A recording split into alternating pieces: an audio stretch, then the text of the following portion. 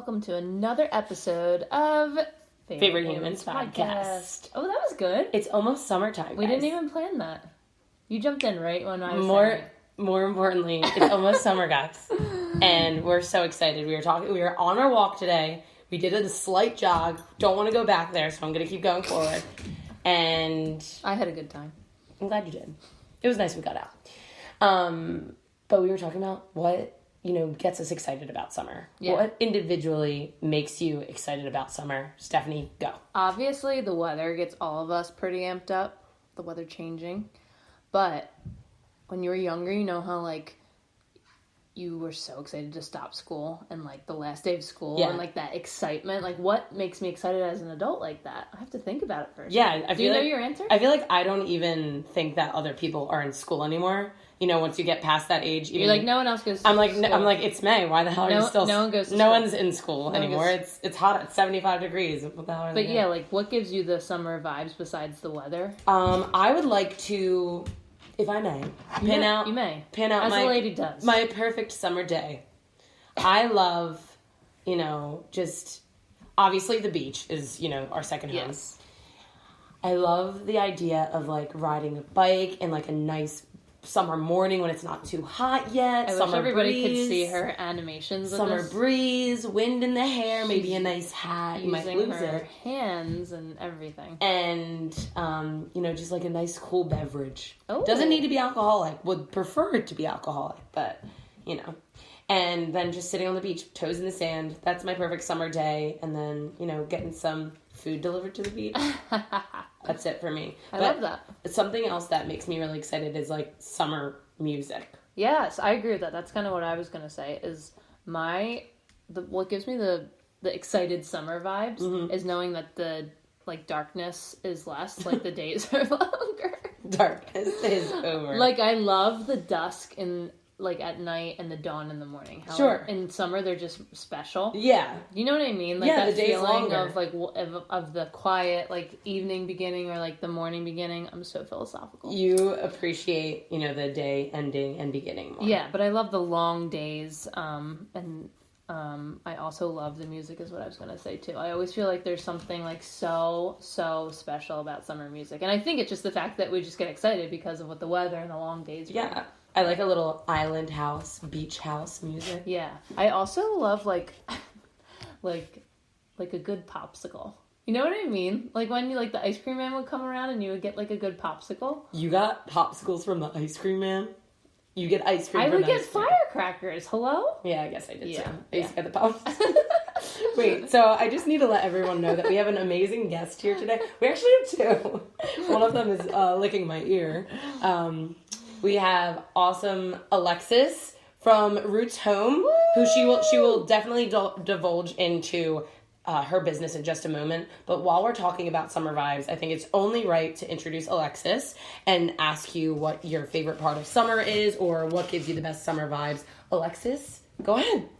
Well, playing off of what you guys said, music, country music, country concerts. Oh, yeah. And last year we didn't get to do any of those concerts, so I'm hoping to get to some, even just smaller venue concerts or something this summer, the beach bar where they do all the jam sessions. That's so good. I can't believe I didn't even think about saying that. Beach bars are really up there. Yeah. But the really summer concerts outside, you really can't beat them. She's so right. Yeah, the Roots, remember the Roots picnic? Did you just go to them? I don't know. They were awesome. Festival Pier was the best. Oh. And it's Did you ever go to Festival Pier? No. Oh my god. It was an outside venue. It was basically they had beach balls going around. But it was smaller, so there was only a certain amount of people who could fit in there. It wasn't like a Wells Fargo or a Camden situation. That's better because then you have you're closer to the stage. It's just more intimate. Vibe. Yeah. Exactly. Well, I'm so happy that we Did you introduce our second guest? I didn't introduce our second guest. Our second guest is Kevin.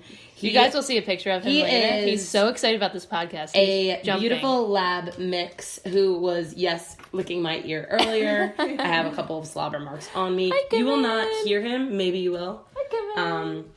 But thank you so much for being with us today, Alexis. We're excited to be here with you and just hear about, how Roots Home started. So without further ado, tell us what Roots Home is and, just give us a little description for the people that don't know.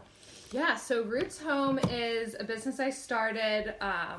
It actually began a few years ago as a different concept, but now it is a dried floral and home decor company. So I pretty much started out as a mobile bar owner. I was planning my own wedding and saw them like all over Pinterest. Yeah. And it's like, you know, you see something on Pinterest, you're like, I have to have that. Yeah. Oh my God. Yeah. She did the damn thing. Yeah, and so I went up to Dylan, my husband, and I was like, I want this at our wedding. I can't find one. Like, let's build one. Oh my Oh gosh. my God. And he was hesitant, of course, because he'd be doing all the building. Now wait, time out for just a second. Was he handy before this business started? Yeah, Okay. very handy. Okay. That's So always I knew, good. like, you know, we can tackle this. Yeah. And we got it built and we got it launched right before my bridal shower. So Oh it my debuted God. at my bridal So shower. fun. And the funny thing is that my wedding venue didn't even let us have it at the wedding. Are you kidding So we me? went I through didn't know this that. whole process, and then I reached out to them. It's like a whole issue with liquor law. Yeah. Yeah. So we couldn't have it at the wedding. But Oh my God. we spent the next 2 years renting it out to different brides and going to all different venues throughout Pennsylvania and Jersey and Delaware. And it just got to be a lot between working a 9-to-5 Yeah, job, both of sure. us. Yeah, it wasn't your Then we were full-time, working yeah. weekends, and it's like you're doing all the preparation ahead of time for that. Yeah. So, There's a ton of logistics that are involved with it too. Not Yeah. even just the traveling, but like the prep. Oh, yeah. And we did all of the research on our own. Like, we didn't know anything. Neither of us had ever bartended before. Like, Yeah. we went into it kind of blind and naive. Now looking back, it's like, what were we thinking? But good for you. Like, that's Yeah. awesome. You just figured out You one. tried it. You figured out one Yeah. thing at a time, right? That's like Yes. all you can really handle, right? Exactly. You just one thing at a time. Yep. Build the mobile bar. Step one. You're Yeah. giving me too many ideas right now because I have so many ideas and I'm just gonna be like, let's just do it. Yeah. You That's gotta good and just bad. do it. Pull the trigger. Oh my gosh, But that's awesome. that's essentially what led me to Roots is we kind of realized what we did and didn't like about the business. Sure. We loved the concept of mobile, being able to take the trailer wherever we wanted and not Definitely. being stationed in one place or being tied to one area. So with Roots, I said, well, why don't we stick with mobile and do like a mobile greenhouse? And we'll do plants, we'll do dried florals, we'll do fresh florals, and we'll just pop up all throughout Delaware and PA and kind of just take the truck wherever it leads us. So that's kind of how it started. We imported a truck from Japan. Oh my gosh. Um, I was like, where does What? one find I this didn't mini know that. truck? Yeah, we found it on Facebook Marketplace, a foreign car importer. What? And I reached out to him and said, hey, do you have anything that looks like this? It's like our truck's a little tiny, smaller than a regular car. Yeah. And that's what we were looking for, something small that could pull up anywhere and not Absolutely. be like an eyesore or like that places we would partner with would be like, no, it's too big. Yeah. Sure. Or even leading into what you're doing now, you can like Pull it inside. Yeah, pull it Bring it in. inside Yeah. places, Yeah. market spaces and stuff. Yeah. So yeah, he imported it from Japan for us, and then we had it painted. We put a canvas on top, and the bed of the truck's just empty, so we kind of switch it up. Sometimes we'll do dried stuff. Sometimes we'll do fresh florals. We do a lot of home decor items. so cool. So it's really fun. I mean, I have such a creative side to me, so I think being able to do floral decor types of things instead of the mobile bar thing is just way more down my alley. Yeah. Sure. Yeah. And it's awesome. Way more flexibility. I do a lot of online sales now too. Okay. So I do like nationwide shipping, and it's just fun. Right now we're in a market that happens once a month, and it's like a dozen other vendors, all small So fun. businesses. So you're just like networking with people, and it's And like awesome. helping each other out, right? Like boosting Yeah. each other and, you know, promoting each other. Yeah. Like, small- I mean, that's how small businesses sure, thrive. all of, your, you know, before it was Roots Home, all of your travels for like to weddings and stuff was probably based a lot on referrals, right? How Yeah. people found you. Yeah. Yeah, definitely. Yeah. A lot of like wedding coordinators would share information with people, just brides talking Yep. to each other. Yep. So Yeah. That's so exciting. And funny enough, you used her for your Yes, wedding. I Your wedding did. flowers So- were by none other than Roots Home. So we knew each other in a different life, which wasn't that long ago. But we worked at the same place, and we had just like been friends on social media. And then I saw her growing this, and I feel like I want to support any small business, but when I see people I know, even if it's like a friend of a friend or like a loose acquaintance, like I always just get drawn to that really quickly. Like, I want to support you. I know we don't know each other that well, blah, blah, blah. And then we've gotten to know each other better through this. And she was so very kind to support our 8-person wedding and give all of our florals. And people were just raving about it, obviously, and wanted to know where I got them. So that it was really cool. And I just loved that we got to create what I wanted, right? It's not always possible. It's usually really freaking expensive with real flowers. And I feel like the dried effect was just everything that I wanted. I wanted to spend enough, and then I also wanted it to stay forever. So it was really, really awesome. I have 2 in my house. Do you have 2? Yeah, I have 2. Oh, yeah. Okay.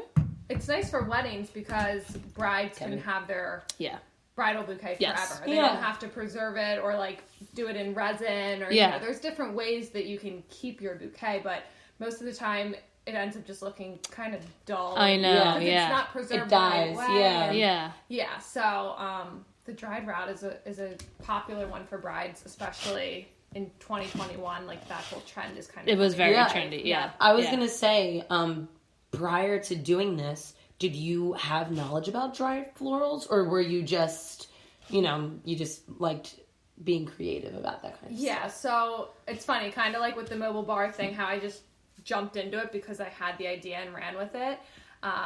It was similar with the dried florals, but what really got me drawn to it is when I would do the mobile bar events and I would see all the fresh flowers getting thrown out at the end of the night. Oh my God. God. Just coming in and dumping them in the dumpster. I would stop them sometimes and be like, if you're going to throw that I'll out, take some. Take it home with me. Good for you. Girl after my own heart. And it's, sometimes guests at weddings will take them, but most of the time they just end up going to waste, and it drove me crazy. Yeah. And then I'd bring them home and they would only live for another 4 or 5 days. Yeah. And then it's like you have this huge arrangement that just goes in the trash regardless. I hate throwing out flowers. I literally try to keep them alive until the very last second. Yeah. And there's only so much you can do to keep them alive. Ultimately they're going to die. Yeah. So when I started seeing that happen, that's kind of what got me on the train of like, okay, I love flowers. I would take them home and kind of like disassemble them and reassemble them in my own way, how like I thought looked good. Yeah. So I started getting creative with it through that. That's great. And then started thinking, okay, mobile greenhouse, mobile flower truck. Yeah. Started connecting with wholesalers from there, and then that's when I stumbled across dried floral wholesalers and kind of just like ran with it. Started looking it up again on Pinterest. And I just thought everything was so elegant and beautiful. Gosh, yeah. And the thing I hated most about flowers was that they die so quickly. Yeah. So this was like a no-brainer for me. Yeah. So I slowly started buying dried florals just on my own and seeing, okay, can I do an arrangement with dried florals? Because it's very different than fresh. Yeah. It's not, they're not thrown together the same way just because they're very fragile and they don't fluff as much as fresh florals might like bloom sometimes. Yeah. So it's kind of a different trade, but practice makes perfect. Yeah. And good for you. When I first started, I was just doing like Instagram sales. I didn't have an online shop or anything yet, and the arrangements I was making when I first started compared to what they look like now. Do you look back at pictures and you're like, how did I sell that to somebody? Like, people still liked it. Yeah. Hello, Kevin. Guest appearance by Kevin. But yeah, I have a very important question. Okay. Is it Pampas or Pampas? So, the age-old question. They all want to know. So I initially started saying Pampas. Yeah. And I would talk to wholesalers, and they would say Pampas on the phone. And you're like, okay. Then I would talk to other wholesalers. Kevin, come here. Don't mind Kevin. Come here, Kevin. That's all right. That's it's okay. I always wanted to know what Pampas or Pampas. Either one. Whatever makes your heart happy. I don't really know. I just look at them and I think they're pretty. Whatever Delco accent comes through. Yeah. Yeah. So Pampas. So then other wholesalers would say, okay, it's Pampas. And Pampas